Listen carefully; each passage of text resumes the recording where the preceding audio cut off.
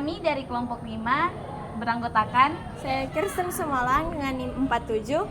Saya Najwa Nafizaki dengan akhiran 57. Saya Michelle Paat dengan akhiran NIM 51.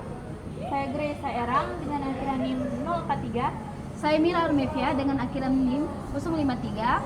Saya Sutesha Lawrence dengan akhiran NIM 65. Saya Oceania Malun dengan akhiran NIM 61. Kami dari kelompok 5 akan mempresentasikan materi kami yaitu tentang kinetika reaksi. Selamat menyaksikan. Baik, pada kinetika reaksi kami membahas beberapa konsep dasar kinetika kimia. Yang pertama, laju reaksi, di mana menurut jurnal Prasmeswari tahun 2017, laju reaksi dapat dinyatakan sebagai berkurangnya jumlah konsentrasi reaktan untuk setiap satuan waktu atau bertambahnya jumlah konsentrasi hasil reaksi untuk setiap satuan waktu. Konsentrasi menyatakan kepekatan dari suatu larutan. Laju reaksi dinyatakan dengan satuan molaritas per detik, di mana molaritas adalah jumlah mol zat terlarut dari tiap liter larutan atau gas. Hal tersebut didukung oleh literatur yang disusun oleh buku dari Yusuf tahun 2018, yaitu laju atau kecepatan reaksi adalah jumlah produk reaksi yang dihasilkan dalam suatu reaksi per satu waktu, atau jumlah reaksi yang dikonsumsi dalam suatu reaksi per satu waktu. Jumlah zat yang berubah dinyatakan dalam satuan volume total campuran. Oleh sebab itu, laju kecepatan reaksi didefinisikan sebagai pertambahan konsentrasi molar produk reaksi per satuan waktu atau pengurangan konsentrasi molar reaksi per satuan waktu. Satunya adalah mil per liter per detik atau mol L pangkat min 1 S pangkat min 1. Nah, menurut Prasmeswari tahun 2017, jika diketahui persamaan reaksi P menghasilkan Q, zat P sebagai reaktan dengan konsentrasi P dan zat Q sebagai hasil reaksi dengan konsentrasi Q. Pada awal reaksi, zat Q belum terbentuk. Setelah reaksi berjalan, zat Q mulai terbentuk. Semakin lama konsentrasi Q semakin bertambah, sedangkan zat P semakin berkurang. Dapat disimpulkan bahwa jumlah konsentrasi P semakin berkurang, maka laju reaksinya adalah berkurangnya jumlah konsentrasi P per satuan waktu. Sedangkan untuk jumlah konsentrasi hasil reaksi konsentrasi Q semakin bertambah, maka laju reaksinya adalah bertambahnya jumlah konsentrasi Q per satuan waktu, maka laju reaksi dapat dinyatakan sebagai berikut. P sama dengan min delta konsentrasi P per delta T, dan konsentrasi Q sama dengan delta konsentrasi Q per delta T. Dengan keterangan P sama dengan reaktan, Q sama dengan hasil reaksi, V sama dengan laju reaksi, delta konsentrasi P sama dengan perubahan konsentrasi molar reaktan, delta konsentrasi Q sama dengan perubahan konsentrasi molar hasil reaksi, delta T sama dengan perubahan waktu, min delta konsentrasi P per delta T sama dengan laju pengurangan konsentrasi molar salah satu reaktan dalam satuan waktu, dan delta konsentrasi Q per delta T sama dengan laju penambahan konsentrasi molar salah satu hasil reaksi dalam satuan waktu.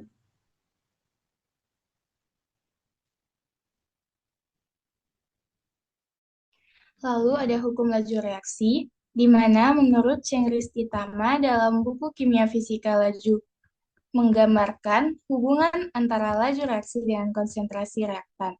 Untuk reaksi sederhana, hukum laju dapat ditulis sebagai laju sama dengan D konsentrasi A per DT sama dengan K konsentrasi A pangkat M, konsentrasi B pangkat N, di mana K adalah konstanta laju dan M serta dalam order reaksi terhadap masing-masing reaktan.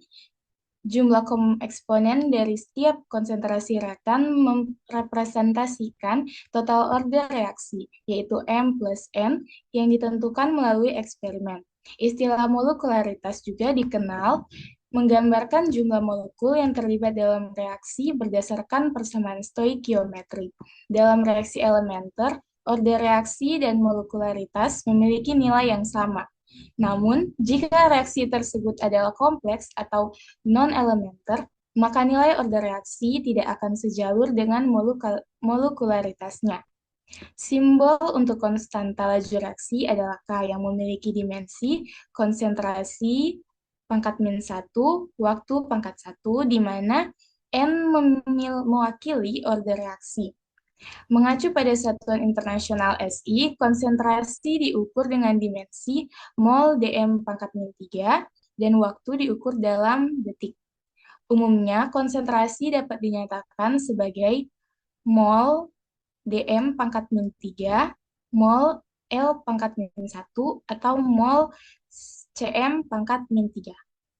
Untuk reaksi yang memiliki order pertama, dimensi dari konstanta laju reaksi adalah detik pangkat min 1, di mana K atau konstanta terbatas pada waktu dan tidak bergantung pada konsentrasi reaktan. Dalam reaksi dengan order kedua, dimensi konstanta laju reaksi adalah mol pangkat min 1, L detik pangkat min 1. Pada reaksi fasa gas, biasanya menggunakan dimensi mol cm pangkat min 3 untuk konsentrasi reaktan. Nilai konstanta laju dari reaksi yang berada pada tingkat 0% dapat diukur melalui data konsentrasi yang terhubung dengan bentuk integrasi dari hukum laju reaksi tersebut.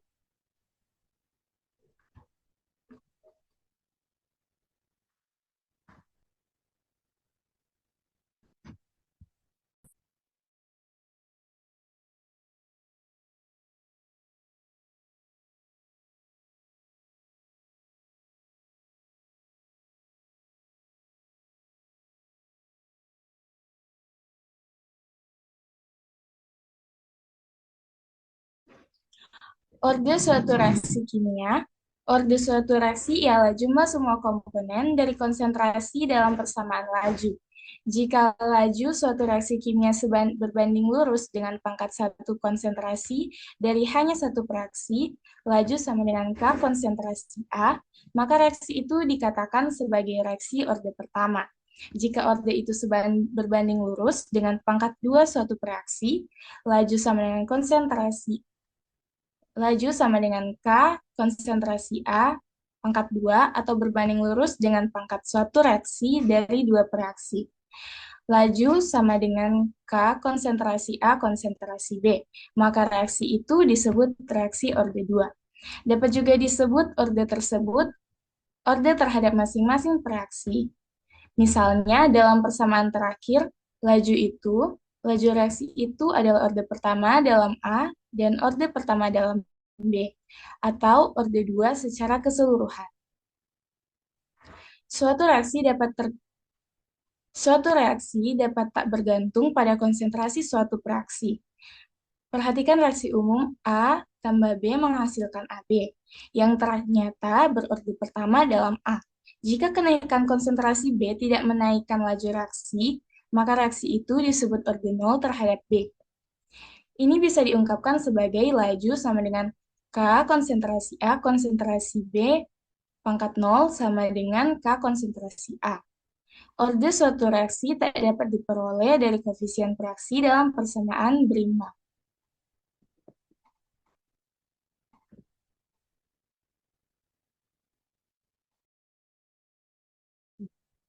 Baik, selanjutnya kita masuk pada teori tumbukan. Jadi, di sini diambil dari dua sumber. Yang pertama, ada menurut Heni Ekawati Haryono, di mana teori tumbukan ini dia dapat digunakan untuk memperkirakan laju suatu reaksi kimia. Nah, teori ini dia menjadi dasar, asumsi dasar bahwa reaksi kimia ini terjadi karena molekul-molekul saling bertumbukan dengan laju setiap langkah atau tahap reaksi berbanding lurus dengan jumlah tumbukan persatuan waktu dan fraksi tumbukan yang efektif. Sementara itu, juga menurut Sabrina Elfrida et al., reaksi kimia ini dia terjadi akibat tumbukan antara partikel-partikel reaksi. Namun, katanya tidak semua tumbukan akan menghasilkan reaksi, melainkan ada dua syarat tumbukan itu menghasilkan reaksi. Yang pertama, arah tumbukan yang benar, sehingga akan memungkinkan terjadinya ikatan baru. Dan yang kedua yaitu energi aktivasi yang cukup. Energi aktivasi yaitu energi minimum yang harus dimiliki oleh reaksi.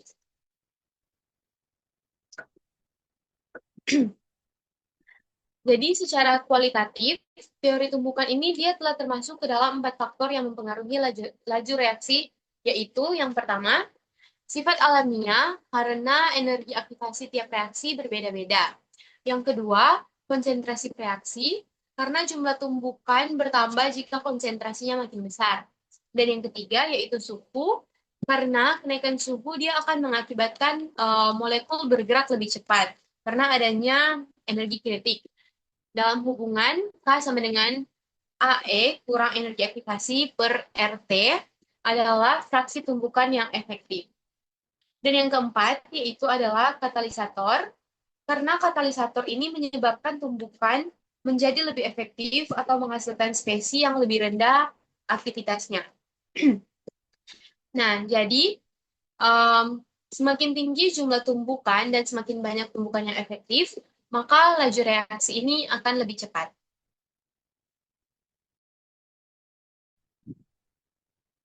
Kemudian kita masuk di faktor penentuan laju reaksi, di mana faktor yang pertama adalah konsentrasi, di mana laju reaksi umumnya meningkat dengan bertambahnya konsentrasi reaktan karena frekuensi tumbukan yang meningkat.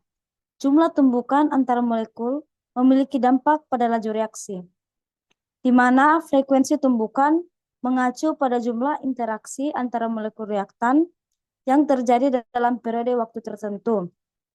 Dengan peningkatan konsentrasi, frekuensi tumbukan molekul akan bertambah. Dalam reaksi, pada saat molekul berada dalam konsentrasi yang lebih tinggi atau rapat, kemungkinan terjadinya tumbukan lebih tinggi dibandingkan dengan molekul-molekul yang berada dalam konsentrasi rendah atau jarang. Oleh sebab itu, semakin besar konsentrasi reaktan, semakin tinggi kecepatan reaksi yang dapat tercipta.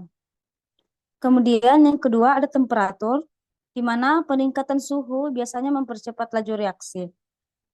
Menurut persamaan Arrhenius, yaitu K atau laju reaksi sama dengan AE min EA per RT, di mana A adalah faktor frekuensi, EA adalah energi aktivasi, R adalah konstanta gas universal, dan T adalah suhu mutlak. Mengapa suhu yang lebih tinggi mempercepat reaksi? Ini disebabkan oleh bertambahnya suhu yang memperlancar gerakan partikel, di mana dengan lebih banyaknya partikel bergerak dengan cepat, peluang terjadinya tumbukan yang efektif, yaitu tumbukan yang memenuhi energi aktivasi menjadi lebih besar, yang pada gilirannya meningkatkan laju reaksi.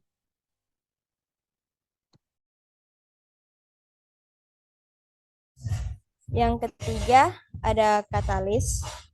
Menurut Oswald pada tahun 1902, katalis sebagai zat yang mengubah laju reaksi kimia tanpa menjadi produk akhir reaksi. Katalis memainkan peran penting dalam memulai reaksi. Katalis juga memfasilitasi penggabungan senyawa kimia, membentuk kompleks antara zat tersebut dengan katalis yang kemudian terurai menjadi produk reaksi dan molekul katalis kembali. Katalis juga karena menurunkan energi aktivasi, yaitu energi minimum yang diperlukan agar reaksi berlangsung. Yang keempat ada tekanan. Untuk reaksi yang melibatkan gas, peningkatan tekanan dapat meningkatkan laju reaksi dengan cara meningkatkan konsentrasi gas. Karena meningkatkan jumlah tumbukan antar molekul gas per satuan waktu. Jadi jika tekanan tinggi, maka molekul gas akan lebih rapat. Dan yang kelima ada luas permukaan. Dalam reaksi heterogen, luas permukaan kontak antara reaktan berfase berbeda mempengaruhi laju reaksi. Semakin besar luas permukaan, maka akan semakin cepat laju reaksi. Laju reaksi dipengaruhi oleh perubahan konsentrasi per reaksi, tak dapat diramalkan dari persamaan reaksi keseluruhan. Tetapan kestabilan atau K dirujuk sebagai tetapan laju untuk suatu reaksi tertentu. Karena konsentrasi per reaksi berkurang dengan berlangsungnya reaksi, laju makin berkurang. Tetapi tetapan laju atau K tetap tak berubah sepanjang perjalanan reaksi. Jadi, laju reaksi memberikan suatu ukuran yang memudahkan bagi kecepatan reaksi. Makin cepat reaksi, makin cepat harga K, makin lambat reaksi, maka akan lebih kecil harga K itu.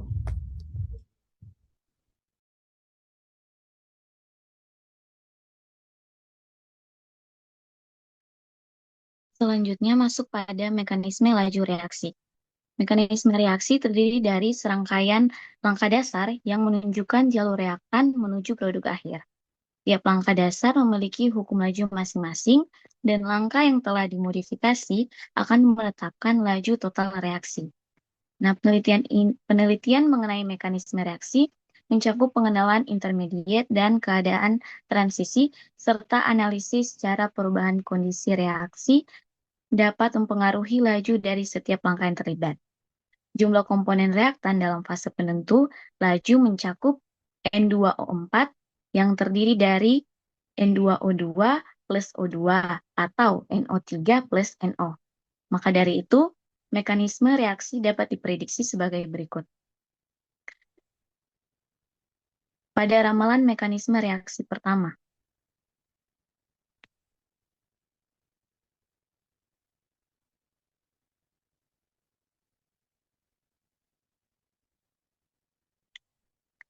pada ramalan mekanisme reaksi pertama, ada terbentuk N2O2 plus O2 menjadi 2NO2. Ini sebagai tahap penentu laju atau tahap yang paling lambat, karena tahap yang paling lambat itu sebagai penentu dari laju reaksi.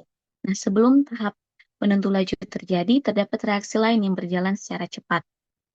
Selanjutnya, apakah mekanisme ini menghasilkan hukum laju reaksi sesuai dengan hasil percobaan yang diamati? Hal ini dapat dibuktikan dengan langkah-langkah sebagai berikut, dengan pendekatan setimbang, yaitu K sama dengan N2O2 plus N2O2 dengan K dikali konsentrasi NO2 dikali konsentrasi NO2. Dengan R atau K3 atau tahap selanjutnya, yaitu K3 dikali N2O2 dikali dengan O2 atau oksigen. Sehingga menghasilkan laju reaksi dengan K3 dikali K dikali NO pangkat 2 dikali dengan O2, sehingga menghasilkan hasil laju reaksi terakhir, yaitu K dikali konsentrasi NO pangkat 2 dikali dengan O2. Dengan K sama dengan K3 dikali dengan K. Nah, ternyata hukum laju yang diturunkan dari mekanisme ini sama dengan hukum laju reaksi dari hasil percobaan. Maka terbukti bahwa mekanisme reaksi di atas adalah benar. Selanjutnya pada ramalan mekanisme reaksi yang kedua, yaitu NO3 plus NO dan NO2. Sebelum tahap penentu laju terjadi, terdapat reaksi lain yang berjalan secara cepat. Mekanisme reaksinya ini dapat ditulis dengan NO plus O2 NO3 yang berlangsung secara cepat, dengan NO3 plus NO2 berjalan secara lambat. Seperti pada ramalan yang pertama, mekanisme yang kedua ini untuk menghasilkan hukum laju reaksi harus sesuai dengan hasil percobaan yang diamati. Untuk itu dapat dibuktikan dengan langkah-langkah sebagai berikut. K sama dengan NO3 kali dengan konsentrasi NO dikali dengan O2, dengan NO3 sama dengan K dikali dengan konsentrasi NO dikali O2. Hukum laju reaksinya adalah K3 dikali konsentrasi NO3 dikali dengan NO. Konsentrasi NO3 harus diungkapkan dalam bentuk konsentrasi yang stabil, di mana konsentrasi NO3 sama dengan K dikali konsentrasi NO dikali dengan O2.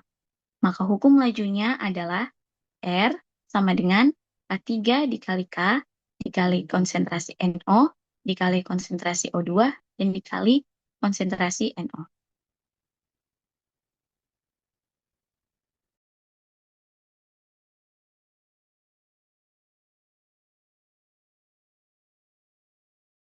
Berikutnya, kita masuk di aplikasi kinetika kimia. Jadi, kinetika kimia memiliki berbagai penerapan dalam industri, antara lain menurut Leide KJ tahun 1987 pada perancangan reaktor kimia, di mana digunakan untuk menentukan ukuran serta kondisi operasi reaktor guna mencapai produksi yang optimal. Kemudian menurut Atkins, PW, dan De Paula pada tahun 2006, pada pengembangan katalis bertujuan untuk meningkatkan efisiensi proses industri dengan katalis yang lebih efektif.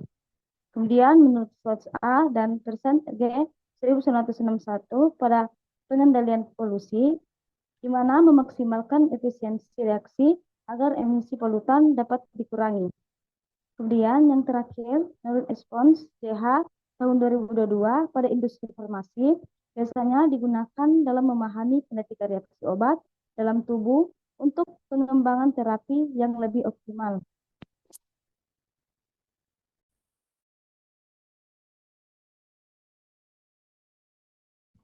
Kesimpulan, kinetika kimia adalah bidang yang mempelajari laju reaksi serta berbagai faktor yang mempengaruhinya. Laju reaksi diukur melalui perubahan konsentrasi dari bahan reaktan atau produk dalam rentan waktu tertentu, yang dinyatakan berdasarkan hukum kecepatan reaksi. Beberapa faktor yang mempengaruhi laju reaksi termasuk konsentrasi reaktan, suhu, tekanan, luas permukaan, dan keberadaan katalis. Teori tumbukan dan teori keadaan transisi berpendapat bahwa reaksi terjadi ketika molekul-molekul bertabrakan dengan energi aktivasi yang mencakupi serta orientasi yang sesuai. Mekanisme reaksi menggambarkan urutan langkah-langkah yang diikuti oleh reaktan sebelum bertransformasi menjadi produk yang dapat dikaji melalui eksperimen. Penelitian kinetika secara eksperimental memanfaatkan beragam metode seperti spektroskopi, kromatografi, konductometri, dan analisis volumetri untuk menentukan hukum laju serta konstanta laju reaksi. Penerapan kinetika kimia meliputi desain reaktor industri, pengembangan katalis, pengendalian polusi, dan penelitian di sektor farmasi untuk memahami kinetika reaksi obat dalam.